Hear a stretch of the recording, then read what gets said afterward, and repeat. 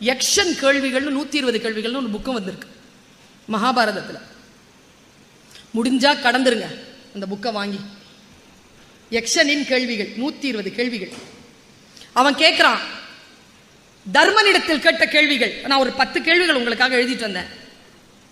எது பூமியை காட்டிலும் பாரமானது? தாய். பூமியை காட்டிலும் பாரமானவள் அவன். பொறுமையில் சிறந்த பூமியும் உண்டு, பூமியை விஞ்சும் தாய்மனம் உண்டு, கோவிலில் ஒன்று குடும்பத்தில் ஒன்று, கருணையும் தாய்மையும் கடவுளும் ஒன்று. தாய் தான் பாரமானவள். எல்லா கருவறையிலும் தெய்வம் இருக்கும், அந்த கருவறையே இந்த தெய்வத்திற்குள் இருக்கும். ரொம்ப உயர்ந்தவர். தாய் பாரமானவள். எது மலைகளை காட்டிலும் உயரமானது? தர்மன் தந்த பதில் தந்தை. காற்றை காட்டிலும் வேகமானது மனம். புல்லை காட்டிலும் அற்பமானது, சூப்பர், புல்லை காட்டிலும் அற்பமானது கவலை. இந்த போனை எடுக்கலனா என்ன தவிப்பு, என்ன தவிப்பு. இது பர்ஸ் தொலைஞ்சா கூட அவ்வளவு கவலைப்பட மாட்டேங்கிறாங்க சார். போன் தொலைஞ்சிருச்சுன்னு வச்சுக்கோங்களேன், ஏன் சொல்லுங்க பாப்போம். ஏன்பா அவ்வளோ டேட்டா தானே? எத்தனை பாஸ்வேர்டு? இன்ஸ்டாகிராமுக்கு ஒரு பாஸ்வேர்டு, ஃபேஸ்புக்கு ஒரு பாஸ்வேர்டு, கான்டாக்ட் ஒரு பாஸ்வேர்டு, வாட்ஸ்அப்க்கு ஒரு பாஸ்வேர்டு. இத்தனை பாஸ்வேர்டு ஞாபகம் வச்சிருக்கிறீங்களே, அதுதான் சூப்பர். இத்தனை பாஸ்வேர்டும் ஞாபகம் வச்சிருக்கிறீங்க. நான் ஒன்று சொல்லட்டுமா? இவ்வளோ ஆர்வமாக இருக்கிறீங்களா? இதனோட தானே இப்படி போயிடுச்சு இல்லை வாழ்க்கை. கல்யாணம் ஆகும், ஜாதகம்லாம் மாற்றிக்காத. இப்படி பார்த்து பார்த்து பழகிட்டல, உன் ஃபோனை அந்த பிள்ளைகிட்ட ஒரு 3 நாள் கொடுத்து வை. அந்த பொண்ணு ஃபோனு உங்ககிட்ட ஒரு 3 நாள் இருக்கட்டும். கெமிஸ்ட்ரி ஒர்க் அவுட் ஆயிடுச்சுன்னா கல்யாணம் பண்ணிக்கோ. ஒருத்தனுக்கு நடக்காது சார் கல்யாணம். அவ்வளோ திருட்டுத்தனம், அவ்வளோ திருட்டுத்தனம். இதுக்கு ஒரு ஒரு மெசேஜ் போட்டு பாஸ்வேர்ட் போட்டு வச்சிருக்காங்க குமரன் சார். நான் பார்த்து பயந்து போனேன். சூன்யம் வைப்பாங்க தெரியுமா, அதுக்கு ஒரு சக்கரம் போடுவாங்க தெரியுமா. எம்மா அப்படி எப்படிதான் போடும். W போட்டு அதில் ஒரு T, அப்புறமா ஒரு Z, அதுக்கப்புறமா அதுக்குள்ள ஒரு M போட்டு எங்கேயோ கொண்டு வந்து அதை கொண்டு வந்து அப்படி சேர்க்குறீங்க. அப்போதான் அது திறக்குது. சொல்கிறேன் பாருங்க. முதல்லலாம் எங்கள் வீட்டிலலாம் ஃபோன் இருந்த வீடு. ஃபோன் வந்தா வீட்டுக்குள்ளே தானே சார் எல்லாரும் ஓடி போவோம்.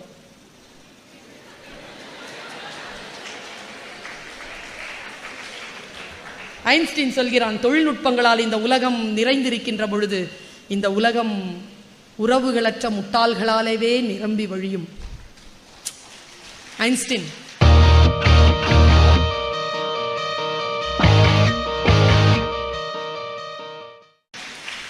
பாருங்க, மிக மிக கவலைதான் மிக மிக அற்பமானது.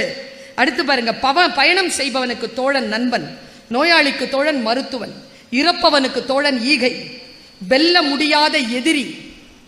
இதெல்லாம் எத்தனை வருஷனே தெரியாம நமக்கு நம்முடைய முன்னோர்கள் நமக்கு சொல்லிட்டு போன ஆன்சர்ஸ், விடைகள். பாருங்க, வெல்ல முடியாத எதிரி சுய கோபம், மகிழ்ச்சியானவர்கள் கடன் இல்லாதவர்கள். எது அதிசயம்? அடேங்க அப்பா, நான் மட்டும் இறக்க மாட்டேன் என்று நினைக்கிறானே மனிதன், அதுதான் இந்த உலகத்தில் அதிசயம் என்கிறான் யக்ஷன். எது பாதை? தனிமை. எது செய்தி? காலம் எனும் சமையல்காரன் அறியாமை எனும் வானலியில் சமைப்பதுதான் செய்தி. நான் யோசிச்சு பார்க்கிறேன், என்ன மாதிரியான பதில்கள் இது? ஒவ்வொரு பதில்களுக்கும் உள்வாங்கி அதை கரைத்து கொள்வதற்கு உனக்கு எத்தனையோ நாட்கள் தேவைப்படும். புரிஞ்சுக்கிட்டேன்னு வச்சுக்கோ, வாழ்க்கை சுலபமாகும். புரிஞ்சுக்கணுமே, எது போட்டால் எது வருது. கெலடோஸ்கோப் மாதிரி எல்லாம் போயிட்டு இருக்கு வாழ்க்கை. கெலடோஸ்கோப் மாதிரியான வாழ்க்கைக்கான மிக முக்கியமான காரணம், நீ எந்த வண்ணங்களில் எந்த அளவிலே நீ அந்த வளையல்களை உடைத்து போடுகிறாய் என்பது. அதான் அந்த கெலடோஸ்கோப்பை முடிவு செய்யும். சாதாரணமாக வந்து விடுவதில்லை இந்த டிசைன்ஸ். அதற்கு மூல காரணமாக உன்னுடைய வினைகள் தான் இருக்கின்றன என்பதனை சொல்கிறது. அழகானது வாழ்க்கை. ஆனால் அழகான அந்த வாழ்க்கையை எத்தனை பேர் அதை முழுமையான அன்போடும் முழுமையான புரிதலோடும் அதை நாம் அணுகுகிறோம். பல நேரங்களில் 17 வயது முதல் 25 வயது வரைக்கும் நீ எதை செய்வாயோ அதைத்தான் செய்வாய், நமக்கு தெரிவதே இல்லை. 25 வயதிலிருந்து 45 வயது வரைக்கும் நீ எதை செய்வாயோ அதுதான் 45 வயதிற்கு பிறகு உன் கைக்கு வரும். யாருக்குமே 45 வயதிற்கு பிறகு திட்டங்களே கிடையாது. ஏன் இந்த வயதிலேயே பல பேருக்கு திட்டங்கள் கிடையாது. ஒரு இலக்கு, ஒரு வேலை, அவ்வளவுதான். ஒரு வேலை கிடைச்சிட்டா போதுமா? இன்னொரு விஷயம் சொல்லுகிறேன். இன்றைக்கு இருக்கக்கூடிய தலைமுறை நீங்கள் துயரப்படுகின்ற ஒரு விஷயத்தை சொல்லுகிறேன். நேரம், டைம். எல்லாரும் கிளாஸ்க்கு போன உடனே என்ன பார்க்குறீங்க? அடுத்த வந்துருச்சு, அடுத்து அப்புறம் கிளாஸ்க்கு போயிட்ட, முடிஞ்சது கிளாஸ், பிரேக் வந்துருச்சு, சாப்பாடு சாப்பிட்ட, கிளாஸ்ல வந்துட்ட, பெல் அடிச்சிருச்சு, பஸ் ஏறிட்ட, சீட்டு கிடைச்சிருச்சு, இல்ல ஹாஸ்டல் போயிட்ட, தூங்கிட்ட, செத்து போ, என்ன நினைக்கிறீ, எல்லாம் தான் கிடைச்சிருச்சு, அப்புறம் என்ன? இந்த வினாடியை யாருமே அனுபவிப்பதில்லை. இந்த வினாடியை ரிலீஸ் பண்றதே இல்லைங்க. இந்த இன்னெவிட்டபிள்ங்க.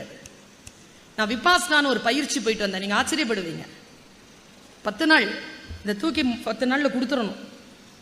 ஒரு இடத்துல இப்படி உட்காரணும், ஒரே இடத்துல. ஏப்ரல் 13 ஏப்ரல் 23 சாயந்தரம் வரைக்கும் உட்காந்தேன். 11 மணி நேரம் விரல் கூட அசைக்கூடாது. ஒரு நாளைக்கு உட்கார முடியுமா? நீ தியானம் என்ன பண்றதெல்லாம் வேற. முதல்ல உட்கார 3 நிமிஷம் உட்காரன் பார்ப்போம். உடம்ப சேம உட்கார.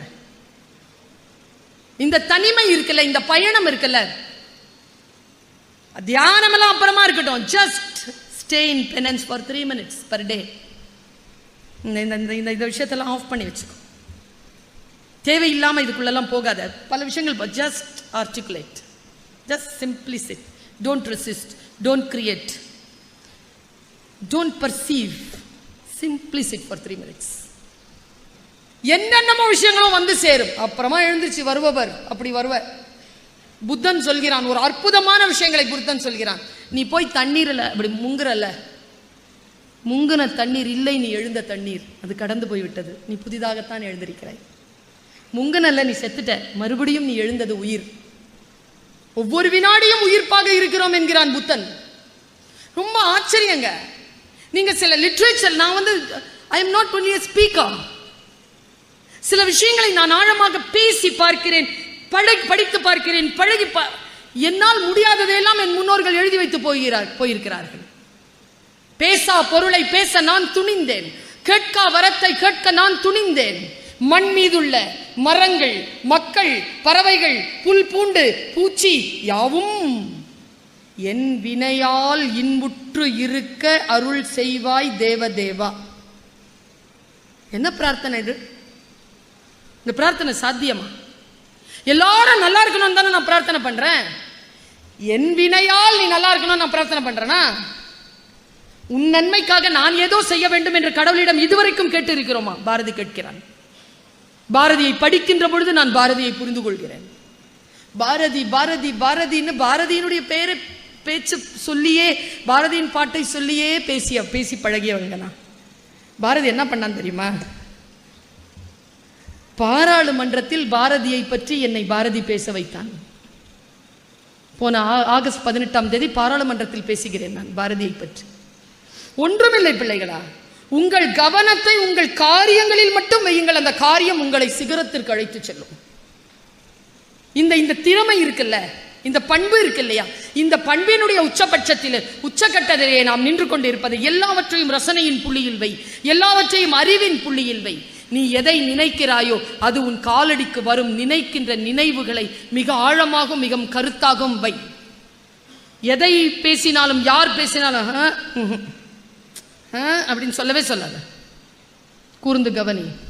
முடிந்தால் ஏற்றுக்கொள், இல்லை என்றால் அமைதியாக இரு. முடிந்தால் மாற்று கருத்தை சொல், முடியவில்லை என்றால் மனதிலே அதை ஏற்றுக்கொள்ளாமல் அந்த இடத்தை விட்டு அகன்று விடு. இந்த திறமை படிக்கின்ற பிள்ளைகளுக்கு வர வேண்டும். உங்கள் பெண் பிள்ளைகளுக்கு ஒரு விஷயத்தை சொல்லி அமைகிறேன். நான் சமீபத்தில் இதை தொடர்ந்து பேசிக் கொண்டிருக்கிறேன். தொடர்ந்து பேசிக்கொண்டிருக்கிறேன். உங்கள் நன்மைக்காக பேசிக்கொண்டிருக்கிறேன். இதுவரைக்கும் நான் பேசிய பேச்சை விட இந்த கருத்து, இந்த குறிப்பிட்ட இந்த போர்ஷன் ரொம்ப முக்கியமானது. அதை நான் சொல்லிட்டு போறேன். பகீரத முயற்சின்னு ஒரு விஷயத்த சொல்லுவாங்க, கேள்விப்பட்டிருக்கீங்களா? அப்படின்னா என்னங்க? யாருக்கா தெரியுமா? பகீரத பிரயத்தனம்ங்க. கம்பசூத்திரம்பாங்க. அப்படின்னா என்ன? கம்பசூத்திரம்னா என்னங்க? கம்பனை போல் எழுத முடியாது. கம்பசூத்திரம் அதல்ல.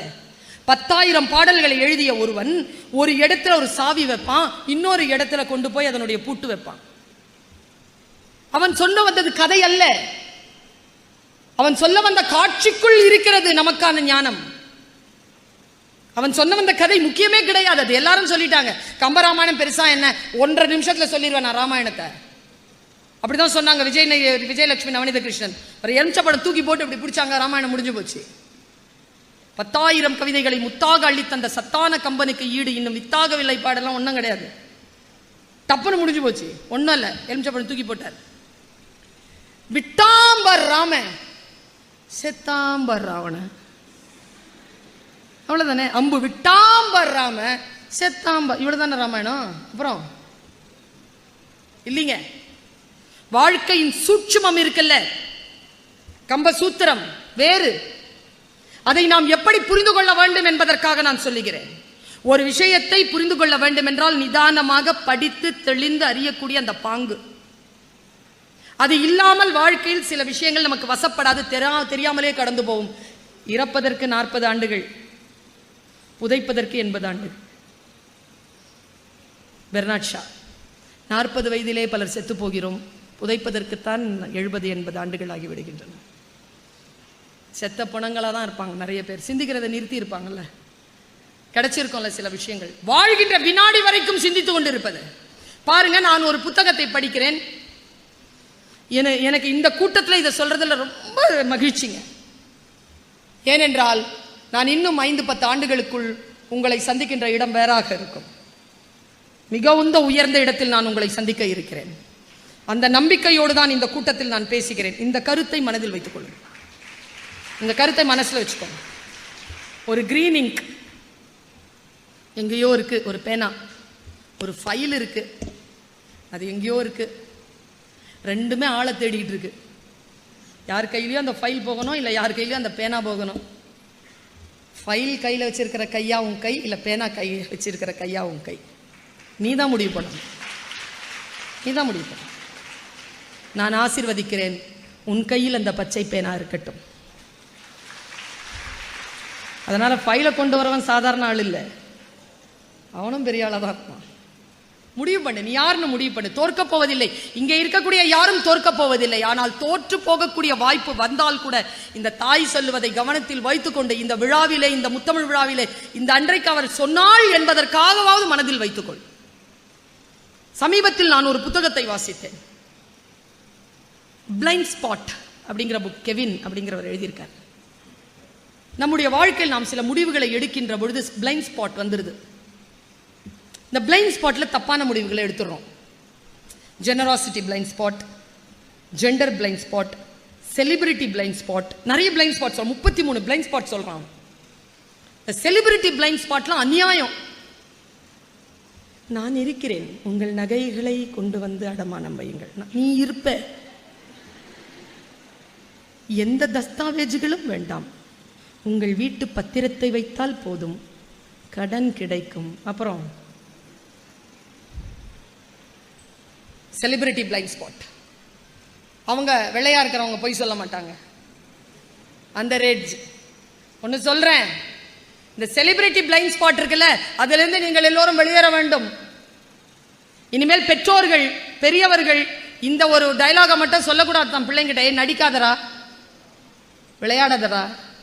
இந்த 2 டிபார்ட்மெண்ட் தான் நிறைய சம்பாதிக்குது. 2 டிபார்ட்மெண்ட் தான் நிறைய சம்பாதிக்குது. விளையாடுறவங்க தான் நிறைய சம்பாதிக்கிறாங்க, நடிக்கிறவங்க தான் நிறைய சம்பாதிக்கிறாங்க. சமீபத்தில் அந்த புத்தகத்தை நான் படித்தேன். என் வாழ்க்கையில் சில வெளிச்சங்களை நான் தெரிந்து கொண்டேன். Generosity blind spot. ஒரு பாவம் செய்துவிட்டு உண்டியல்ல காசு போனா இந்த பாவங்கள்லாம் போயிடும்ன்ற மாதிரி நினைப்போம். நோ, கிடையாது. That is a blind spot. biased blind spot. நம்ம பிள்ளை, நம்ம ஜாதி, நம்ம மொழி, பயஸ்டு பிளைண்ட் ஸ்பாட், அதெல்லாம் காரணம் சொல்லி அவன் சொல்கிறான். ஒரு பிழை நான் செய்யாமல் இருந்திருக்கலாம், இந்த பிளைண்ட் ஸ்பாட்டுக்காகத்தான் பிழைகள் நடக்கின்றன, நான் இன்றைக்கு ஜெயிலில் 3 மாசம் கஷ்டப்படுறேன்னு எழுதுறான் கெவின். இன்னும் ஒரு புத்தகத்தை சொல்கிறேன், இதை சொல்லிட்டு போனா என்னுடைய பயணம் ஈடேறும். ஏன் திறமைசாலிகள் தவறானவர்களை தேர்ந்தெடுக்கிறார்கள்? எப்படி ஒரு புக்குங்க. Why brilliant people choose a wrong persons. நான் யோசிச்சு பார்த்திருக்கேன். பல பேருடைய வீழ்ச்சியை என் கண்களால் பார்த்திருக்கிறேன். இந்த உலகத்தில் 100 விழுக்காடு வெளியிலே களமாடி கொண்டிருக்கக்கூடிய பெண்களில் 75% பேர் வீழ்ச்சி அடைவதற்கு காரணம் தவறான மனிதர்களை அவர்கள் தேர்ந்தெடுப்பதுதான். தவறான மனிதர்களை எப்படி பிரில்லியன்ட் பீப்புள் தேர்ந்தெடுக்க முடியுங்க? எனக்கு அந்த புக்கு படிச்ச புரியல என் குழந்தைகளை. நான் இதை தொடர்ந்து 3 மாதமாக சொல்லிக் கொண்டிருக்கிறேன். அதை நான் புரிந்து கொண்ட அந்த வினாடியில் இருந்து யூடியூப் எத்தனை பிள்ளைகள் பார்ப்பார்களோ, பார்க்காத குழந்தைகள் என் அவைக்கு வந்திருக்கிறார்கள், அவர்களுக்காக நான் இதை சொல்கிறேன். கொரோனாவுக்கு முன்னால நம்லிஃபா அப்படிங்கிற ஒரு அமைப்பு, பிரமாதமான அமைப்பு, லைஃப் இன்சூரன்ஸ் கார்பரேஷன் பற்றி ஒரு உலக மாநாடு நடத்துச்சு. அந்த மாநாட்டுக்கு சிறப்பு பேச்சாளர் நான். சாயந்தரம் 6 மணிக்கு எனக்கு ப்ரோக்ராம், கண்டிங்ல போய் இறங்கிட்டேன். மலேசியா கேண்டிங் போனவங்களுக்கு தெரியும் அது எவ்வளோ நல்ல இடம்னு. போய் இறங்கிட்டேன். விமானம் போய் இறங்குச்சு மணி 6. கேண்டிங் போகிறதுக்கு எனக்கு 11-12 மணி ஆயிடுச்சு. போயிட்டேன். அவங்க சொன்னாங்க, நீங்கள் ரெஸ்ட் எடுங்க மேடம், கொஞ்சம் சுற்றி பாருங்கள், நல்ல இடம், சாயந்தரம் 6 மணிக்கு தான். நான் ரூம் போய் ஃப்ரெஷ் ஆகிட்டு உடனே நான் ஹாலுக்கு வந்துட்டேன். ஏன்னா நான் ஏன் ஹாலுக்கு வரேன்னா, I want to know the pulse of the programmers and I want to know the people who is going to listen to me. யார் என்னை கவனிக்க போகிறார்களோ அந்த மனிதர்கள் எனக்கு தெரிய வேண்டும். சட்டு நின்று பேசிட முடியாது, அவங்களுடைய பல்ஸ் தெரியாம நான் பேச முடியாது. I must speak up. இல்ல வரணும்னு சொல்லிட்டு அங்க உட்காந்துட்டேன். பாருங்க பிள்ளைகளை, எங்கேயோ நாம் படிக்கிற ஏதோ ஒரு விஷயம் அப்பொழுது புரிய வேண்டும் என்று இல்லை. வகுப்பிலே ஒருத்தர் உளவியல் கிளாஸ் எடுத்துட்டு இருக்கிறார், அப்போ புரியாது. நீ வேலையில ஜாயின் பண்ணி ஏதோ ஒரு விஷயத்துல உனக்கு முன்னால் ஒரு சிக்கல் வந்து இருக்கும் பொழுது அந்த ஆசிரியர் சொல்லி கொடுத்த ஏதோ ஒரு விஷயம் இங்கே உனக்கு தீர்வாக தெரியும். நான் அங்க போய் உட்கார்றேங்க. ஒரு ஆள் மேடைக்கு வந்தாரு. இது என் காட்சி. நான் ஒன்று சொல்றேன், இந்த 2 நாளும் ரொம்ப டீட்டெயில்டா இருங்க. உங்க வாழ்க்கையில் நீங்க இதுல கலந்துக்காம கூட இருக்கலாம், நீங்க டான்ஸ் ஆடாம இருக்கலாம், நீங்க கோலம் போடாம இருக்கலாம், நீங்க கலந்துக்காம இருக்கலாம். பட் ஒவ்வொரு டீட்டெயிலையும் கவனிச்சுட்டு இருங்க. அது உங்களுடைய வாழ்க்கையில மிக மிக முக்கியம். நீங்க பார்ட்டிசிபென்ட் இருக்கிறது ரொம்ப ரொம்ப முக்கியம். உங்களுக்கு ஸ்பெக்டேட்டரா இருக்கிறது அதை விட முக்கியம். நான் வந்து உட்கார்றேன். அந்த ஸ்மார்ட்டா ஒருத்தர் வந்தாருங்க.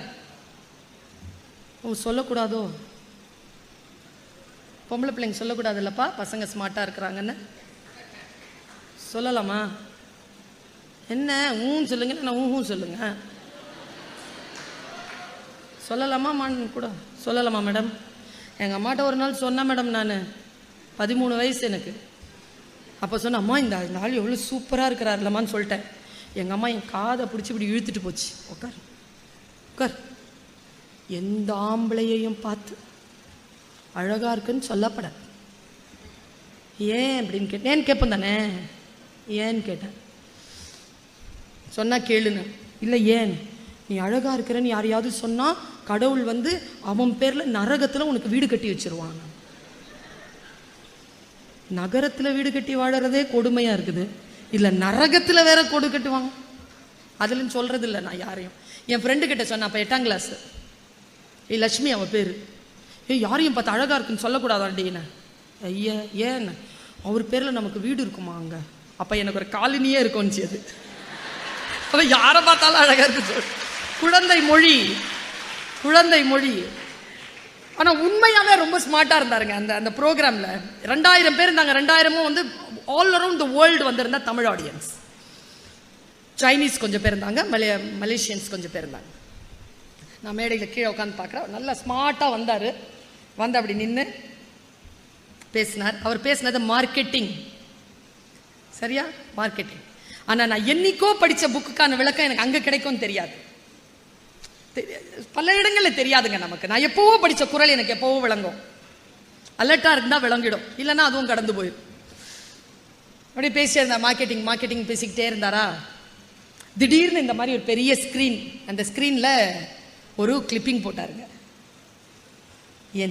எப்படி சொல்லும் குழந்தைகளை, என்னுடைய காலில் இருந்து நிலம் நகர்ந்தது.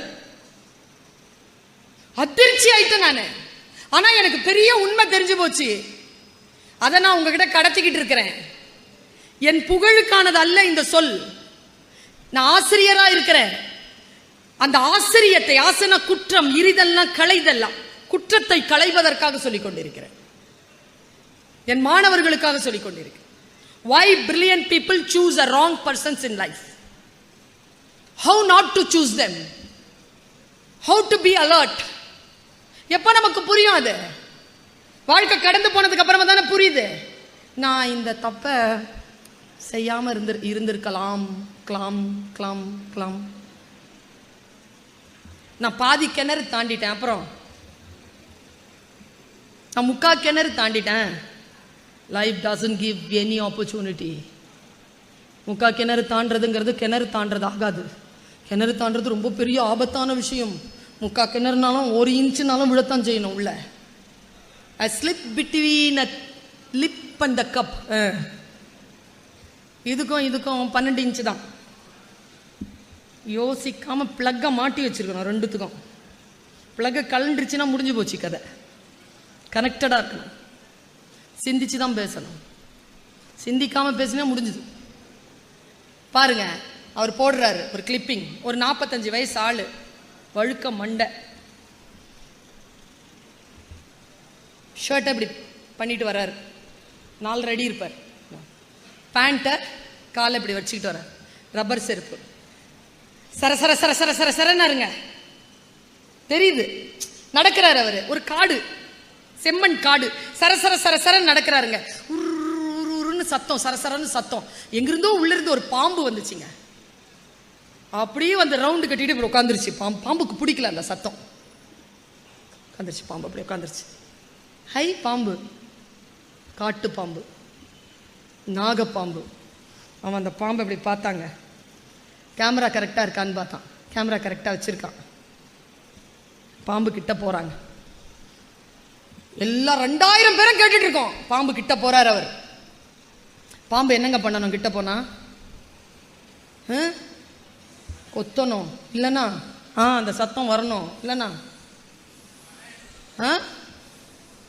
அது ஏன் சத்தம் போடு தெரியுமா உனக்கு? சத்தம் போடுற தம்பி ஏன் சத்தம் போடு தெரியுமா? பாம்பு எப்பவுமே என்ன பண்ணோம்னா, ஒரு நாளைக்கு 8 தடவை தான் மூச்சு வாங்கும். அப்படி வாங்கி வச்சுக்கும், விடவே விடாது. அதனால தான் அது 120 வருஷம் வாழும். கோவம் வந்துருச்சுன்னா விட்டுரும் எல்லாத்தையும். கோவம் வர்றதுல தான் அந்த சீர்றது. யோகா பண்ணிங்கன்னா தெரியும். ஸ்னேக் இழுத்து வச்சுக்கிறது, இங்கிருந்து விடும். பாம்பு அப்படி நின்றுட்டு சீரி ஒன்று சீரணுங்க, இல்லைன்னா போயிடணுங்க. அந்த பாம்பு என்ன தெரியுமா பண்ணுச்சு? என் மனசுல, நான் டீச்சர் இல்லையா, அது யாரா இருந்தாலும் சரி, தோக்கிறது எனக்கு பிடிக்காதுங்க. தோக்கக்கூடாதுங்க, யாரும் தோக்கக்கூடாதுங்க.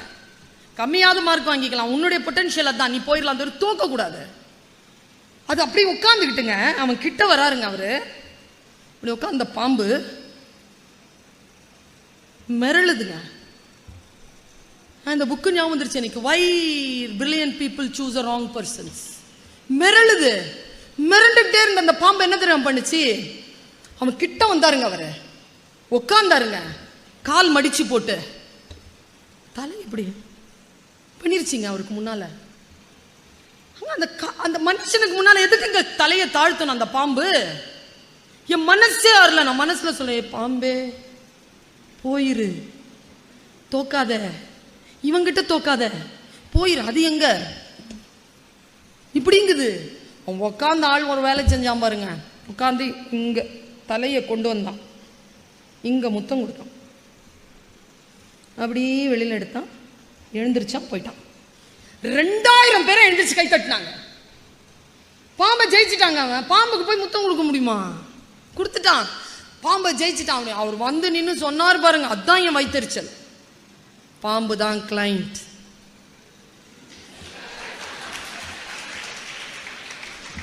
முத்தம் கொடுத்த அந்த காட்டுவாசி தான் ஏஜென்ட். கொடுக்கப்பட்ட முத்தம் தான் பாலிசி வித்தது. எனக்கு என்ன மனசு தெரியுமா, தான் முத்தம் கொடுக்கப்பட்டதே அந்த பாம்புக்கு தெரியாது. தெரிஞ்சுதா விடுமா? சாவடிச்சிடாது. தெரியலீங்க. why brilliant people are choosing a wrong persons and dying like a hell, defeating like a hell. அப்படியே நின்னுட்டேன். எனக்கு தாங்கலை. எல்லாரும் கை தட்டினாங்க. நான் அவர்கிட்ட அந்த இதை பிடுங்கிட்டேன். பென் டிரைவை ரூமுக்கு போய் லேப்டாப்பில் போட்டு பார்த்து, என்னடா பண்ண நீ என்ன பண்ணன்னு அந்த பாம்பை நீ முத்தம் கொடுத்துட்டு போன தெரியணும்ல. பல பெண்கள் இன்றைக்கு எவ்வளவு பாதிக்கப்படுகிறார்கள், பல இளைஞர்கள் எவ்வளவு பாதிக்கப்படுகிறார்கள். பாம்பு மாதிரி தானே, என்னன்னே தெரியாது. ஆனா எல்லாரும் சொல்றாங்க இவங்க தோத்துட்டாங்க, நாங்க ஜெயிச்சிட்டோன்னு. எங்க நாம் தோற்கிறோம்? எங்க என்ன பண்ணாம ஒன்னும் அவன் என்ன பண்ணான் டீட்டெயிலிங்கா பாக்குறேன் பாருங்க. பாக்குறது வேற, கவனிக்கிறது வேற. கவனிங்க. கவனிச்ச என்ன பண்றான், வந்தான்ல, வந்தவன் பாம்பு அப்படி உட்கார்ந்த உடனே இந்த 2 ஆள்காட்டி விரல் இருக்குல்ல, இப்படி நான் அசைச்சுக்கிட்டே வர்றாங்க. அவன் அது அந்த கையை மட்டும் பார்க்குதுங்க, ஏதோ அசையுதேன்னு. அவன் கிட்ட வந்துட்டான். கால் மடிச்சு உட்காரத்துக்குள்ள அவன் கால் விரல்கள் அசைச்சுக்கிட்டே உட்கார்ந்தாங்க. உட்கார்ந்த உடனே இந்த 2 கையை வச்சு 2 கையையும் இப்படி விரல் அசைக்கிறான். இப்படி பார்த்துட்டு இருக்கிறதுக்குள்ள முத்தம் கொடுத்துட்டு போயிட்டான். அப்ப அங்கே நடந்தது என்ன, பாம்பின் கவனத்தை வேறு பக்கம் திருப்பி பாம்புக்கே தெரியாமல் பாம்புக்கு முத்தம் கொடுத்து பாம்பை ஜெயித்து விட்டதாக அவன் அறிவித்து போயிட்டான். என் அருமை மாணவ கண்மணிகளே, நம் கவனத்தை வேறு பக்கம் திருப்பி நம்மை தோற்கடித்து விட்டதாக இந்த சமூகம் சொல்வதற்கு ஒருபோதும் நீங்கள் வழிவகை செய்துவிடக் கூடாது. யார் எது செய்தாலும் முழுமையாக அவர்களை நீங்கள் அவதானித்து அடுத்த கட்டத்திற்கு போக வேண்டும் என்பதற்காக நான் இதை சொல்கிறேன். Never allow your concentration to go out. Focus. எது இருந்தாலும் ஃபோக்கஸ் பண்ண. கிண்டல் பண்றதுக்காக ஃபோக்கஸ் பண்ண. அடுத்தவன் சொல்றதை கேட்டுட்டு ஃபோக்கஸ் பண்ணிடாத. அதுதான் ஃபோக்கஸ். எழுதி வச்சிடாத. பல நேரங்களில் நாங்கள் பேப்பர் திருத்துவோம். கரெக்டாக மார்க் எழுதி வச்சிருப்பான், கரெக்டாக எழுதி வச்சிருப்பான், அடிச்சு தப்பா எழுதி வச்சிருப்பான். ஏன் பார்த்து எழுதுங்க. கரெக்டாக நான் ஒன்று சொல்ற, பக்கத்துலலாம் பார்த்து எழுதாதீங்க. ஏன்னா எல்லாம் தெரிஞ்சவனா இருந்தா அவன் உன் பக்கத்தில் உட்கார்றான். அவனை கேட்டு எந்த முடிவும் பண்ணாத. அவன் பாவம். உன்னுடைய விஷயங்களை நீ தெளிவாக, நான் சொல்றேனே, போருக்கு புறப்படுகின்ற பொழுதும் தேர்வுக்கு புறப்படுகின்ற பொழுது தனியா போ. இந்த மேடையில் நான் யாரையாவது கூட்டு சேர்த்துட்டு பேச முடியுமா? பட்டி மண்டபமா இருந்தாலும் அந்த 5 நிமிஷம் நான் தனியா தானே பேசி ஆகணும். கூட கூட பாப்பையா சார் மாதிரி யாரும் பேசிட்டு இருப்பாங்களா என்ன? தோக்கும் போதெல்லாம் தூக்கி தூக்கி கொடுத்துட்டு இருப்பாங்களா என்ன?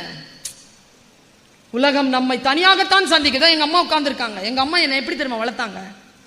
எங்க அம்மா வந்திருக்குது, இங்க கூட்டிட்டு வந்திருக்கிறேன். எப்படி தெரியுமா வளர்த்தாங்க என்ன? அது ரொம்ப நான் இன்னைக்கு காலையில சார்கிட்ட பேசிட்டு இருந்தேங்க. வள்ளல் கண்ணன் சார்கிட்ட பேசிட்டு இருந்தேன். உண்மை அது. ராமசுப்ரமணியம் சார்கிட்ட பேசிட்டு இருந்தேன். உண்மையா சொல்றேன், வளர்ப்பிலே அல்லது வகுப்பிலே என்ன நாம் கற்றுக் கொடுக்கப்படுகிறோமோ நம்முடைய வாழ்க்கையில் நமக்கு அதற்கான வெளிச்சங்களாக நாம் வெளிப்படுகிறோம். ரொம்ப முக்கியம் நம்ம பேசுறது. என்னுடைய அம்மா என்னை வளர்த்தாங்க. என் அக்கா பாலுக்கு போவா, எப்பவுமே காலையில் எழுந்திரிச்சு போவா பாலுக்கு. நான் கிண்டல் பண்ணுவேன் அவளை. 5 மணிக்கு எழுந்திரிச்சு போவா. என்னை விட 2 வயசு பெரியவ. சிரிச்சான் ஒரு வாட்ட, வாடி வாடிம்பா. பட்டன் பால், அது 2 ரூபா குறைச்சல் அனுப்புவாங்க அம்மா. தெருமுனையில் போய் திரும்பி பாரதியார் வீட்டுக்கு வெளியில் இருக்கும், அது அங்கே போகணும். பார்த்தசாரதி கோயில்கிட்ட போகணும். எங்கள் வீடு மிர்சாஹிப்பேட் மார்க்கெட், ஒரு 5 தெரு தள்ளி போகணும். 5:30 மணிக்குள்ளே பால் தீந்துடும். அதனால க்யூவில் நின்று அந்த பட்டன் பால் வாங்கணும். எங்கள் அக்கா தான் போவா. என்னை எப்போவாவது கூப்பிடுவா. நான் ஒரு நாளும் போனது கிடையாது அவ கூட. காலை தூக்கம் எனக்கு ரொம்ப பிடிக்கும். ஒரு நாள் அவள் என்ன பண்ணா, திரும்பி பாருங்க, கவனம், கூட இருக்கிறவங்கள பகிச்சிக்காதீங்க. அவள் எழுப்புனா என்ன, நான் திரும்பினேன். என்னான்னு கேட்டேன். பாலுக்கு வாங்க போனேன், பயமா இருக்கு, வாடி கூட நான் அப்படின்னு சிரிச்சிட்டேன். சிரிச்சிருக்க கூடாது நான். அவளுக்கு எங்கேயோ தொற்றுச்சு, பற்றுச்சு. இப்போ நடந்துச்சு இல்லை, ஒழுங்கா தானே இந்தியா ஜெயிச்சிட்டு இருந்துச்சு. நீ என்னத்துக்கு போய் உசுப்புன? நீ இப்படியாடா விளையாடுவீங்கன்னா அவன் நின்று அடிச்சான். நடந்துச்சா இல்லையா? எங்க சிரிக்கணுமோ எங்க மோட்டிவேட் பண்ணணுமோ அங்கதான் பண்ணணும். எல்லா இடத்துலையும் பண்ணப்படாது. அவன் போய் நான் இப்படி சிரிச்சிட்டேன்னா அவன் நேரா வந்தாங்க. அம்மா சாட்சி வந்தாங்க. எங்க அம்மா இட்லி ஏதோ அவிச்சிட்டு இருக்கிறாங்க. நான் பல்லு விளக்கிட்டு இருக்கிறாங்க, டொக்குன்னு வச்சா பைய அந்த கேத்தல அழுக. ரஜாத்தி அம்மா, ரஜாத்தி என்னடி ஆச்சுன்னு என்னமோ சொன்னால என்னை பார்த்து எங்க அம்மால ஏய் போடி அப்படின்னாங்க. என்ன நான் அவளையே பார்த்துட்டு இருந்தேன்னா என்ன பார்த்து அழுகுறான். எங்க அம்மா என்ன போடின்ட்டாங்களா, நான் உள்ள போயிட்டேன். என்ன சொன்னான்னு தெரியலீங்க. அடுத்த நாள்ல இருந்து பால் வாங்குற பொறுப்பு எந்து. எனக்கு தாங்கவே முடியல. அவகிட்ட நான் கேட்கிறேன், ஓய் என்ன சொன்ன அம்மாட்ட? ஏன்னா எனக்கு கீழே ஒரு தங்கச்சி இருக்கா.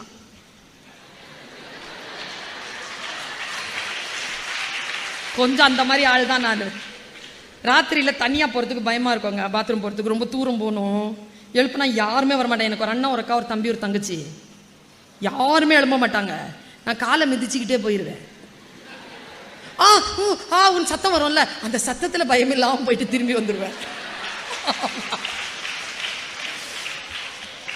எங்கள் அம்மா அதை என்னையே அனுப்புனாங்களா, என் அக்காவுக்கு கால் பிடிக்கிறேன், அவள் பாத்திரம் தேய்க்கிறேன், நான் தேய்க்கிறேன், அவளுக்கு நான் ரிப்பன் வாங்கி கொடுக்குறேன், அவளுக்கு என்னென்னமோ செய்கிறேங்க. மாங்காய் எனக்கு பிடிச்சமானது அவளுக்கு வெட்டி கொடுக்குறேன், எல்லாம் பண்ணுறேன். சொல்லும் அது ஏய் அதெல்லாம் கேட்காத, அதெல்லாம் கேட்காதன்னு சொல்லிட்டே இருந்துச்சா.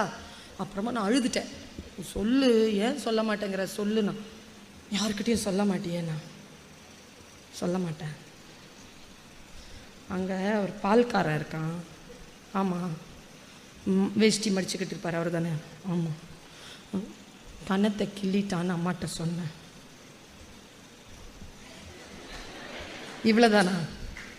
இதுக்கான 3 மாதம் பாத்திரம் தேய்ச்சி மாங்காய் வாங்கி கொடுத்து ரிப்பன் வாங்கி. நாளைக்கு தங்கச்சியை பார்த்து தயாராக இரு பாப்பா, இனிமேல் உனக்கு தான் டியூட்டி, உனக்கு தான். நேராக போனேன். அக்கா எப்படி நடந்து வந்தாலும் 5:40 அப்படியே நடந்து வரேன். எங்கள் அம்மா அதே இட்லியை வச்சுட்டு இருந்தாங்க. நேராக கொண்டு வந்து கேத்தலை வைக்கிறேன் டொப்புன்னு. எங்கள் அம்மா ரியாக்ஷன் அக்காவுக்கு, என்னடி ராஜாத்தி, என்னடி ஆச்சு? எங்கள் அக்காவுக்கு, எனக்கு என்ன என்ன இனிமேல் நான் பால் வாங்க போல. அம்மா அவளுக்கு, அடி ராஜாத்தி என்னடி ஆச்சு? எனக்கு ஏன் ஏன் அவள் என்னமோ சொன்னா, அம்மா எப்படிலாம் அணைச்சிக்கிட்டாங்கன்னு எனக்கு தெரியும். அப்படியே அணைச்சே வச்சுருந்தாங்க சாயந்தரம் வரைக்கும். எனக்கு நான் சொன்னேம்மா போகமாட்டேன்னு. ஏன் போக மாட்டேன்? பால்காரன் இருக்கான்ல, ஆமாம், அவன் கிள்ளிட்டான். எங்கள் அம்மா ரியாக்ஷன், சே உன்னை யாரும் அப்படி பண்ண மாட்டாங்க. ஏங்க பால்காரன் கூட வாங்க கிள்ள மாட்டான். எவ்வளோ எரிச்சலாக இருக்கும் தெரியுமாங்க, எவ்வளோ மனசு கவலையா. அம்மா ஏம்மா இப்படி இருக்கிறேன்னு, ஏய் போடி போய் வேலையை பாருனாங்க எங்கள் அம்மா. இது என் மனசுலேயே இருந்துச்சுங்க ரொம்ப நாள் மனசில் இருந்தது. எங்கள் அம்மாட்ட கேட்டேன், ரொம்ப நாள் கழிச்சு கேட்டேன், ஒரு 10 வருஷம் கழிச்சு கேட்டேன், ஏம்மா அன்றைக்கி நான் சொன்னேன்ல பால்காரன் அப்படி கன்னத்தில் கிள்ளிட்டான்னு, ஏம்மா நீ நம்பலை? எங்கள் அம்மா சொன்னாங்க, இப்போ பாரு உங்கள் அக்கா இருக்கால, அது ஒரு பயந்தாங்குள்ளி, அது கண்டிப்பாக கில்லு வாங்கிட்டு வரும். நீ அப்படி இல்லடி, உன்னை அவனாவது கன்னத்தில் கை வச்சு கிள்ளி இருந்தான்னு வச்சுக்கையன், ஒன்று அவனை அடித்து நீ செத்துருப்ப, இல்லை உன் அடியில் அவன் செத்துருப்பான். நீலாம் அவ்வளோலாம் கில்லு வாங்கிட்டு வர ஜாதி கிடையாதுன்னு எனக்கு தெரியும்னாங்க. உங்களுக்கு தெரியுமா, அந்த நம்பிக்கை தான் இதுவரைக்கும் என்னை இந்த நிலையிலே நிற்க வைத்து என்னை சுற்றி சுற்றி தனியாக போய் எல்லா இடத்திலும் களமாட வைக்கிறது. நம்முடைய வளர்ப்பு ஏதோ ஒரு விஷயத்தில் நம்மை அசைத்து பார்க்கும். நம் மீது வைத்திருக்கக்கூடிய நம்பிக்கை, நாம் எப்படி ஒன்றை எதிர்கொள்கிறோம் என்பது, நம்முடைய வாழ்க்கை என்பது நம் கையில் தான் இருக்கிறது. என் குழந்தைகளே, என் உறவுகளே, அதை எப்படி பயன்படுத்துவது, எவ்வளோ ஸ்டே அலர்ட். நான் திரும்ப என் பேச்சிலே என் குழந்தைகளுக்கு சொல்லுவது அதுதான், stay alert, speak up, stay aware. விழிப்புடன் இருங்கள், எச்சரிக்கையுடன் இருங்கள். எது எந்த இடத்தில் பேச வேண்டுமோ அந்த இடத்தில் அதை பேசிவிடுங்கள். நீங்கள் கைகளிலே இந்த கேட்ஜெட்லாம் வச்சுட்டு போறது பெரிய விஷயம் இல்லை. மற்றவர்களை பார்த்து மிரட்டுகின்ற புத்தகங்களை கையில் வைத்து கொண்டு போங்க. மற்றவங்களை அதை பார்த்தாலே மிரளணும், டாபிக் பார்த்தாலே மிரளணும். அந்த மாதிரியான புத்தகங்களை கையில் வைத்து கொண்டு போங்கள். ஏனென்றால் எனக்கு தெரியும், நான் பேசிக்கொண்டிருக்கக்கூடிய இந்த கிரவுட் என்பது இன்னும் 20 ஆண்டுகளில் பாரத திருநாட்டை தூக்கி நிறுத்தக்கூடிய அத்தனை மிகப்பெரிய போஸ்டிங்ல வந்து உட்காரக்கூடியவர்கள். உங்களால் இந்த நாடு சிறப்புற போகிறது. எனக்கு நம்பிக்கை இருக்கிறது. நான் வானத்தில் பறந்து கொண்டிருக்கும் ராஜாளி. நான் சிட்டுக்குருவி அல்ல, வெறும் பேச்சாளர் அல்ல. என் பயணம் வேறு. என் பயணம் மிக நீண்ட பாரதூரமானது. நான் வானத்தில் பறந்து கொண்டிருக்கும் ராஜாளி. இன்னும் சில பல நாட்களுக்குள் நீங்களும் சிறகை விரித்து கொண்டு அதை வானத்தில் பறந்து வாருங்கள். 2 பேரும் சந்தித்துக் கொள்ளக்கூடிய ஒரு புள்ளியாக அந்த வான வெளி விளங்கட்டும். அங்கே நம்முடைய வெற்றிகளை நாம் பரிமாறிக்கொள்வோம் என்று சொல்லிக்கொண்டு அத்தனை பேருக்கும் என்னுடைய வாழ்த்துக்கள்.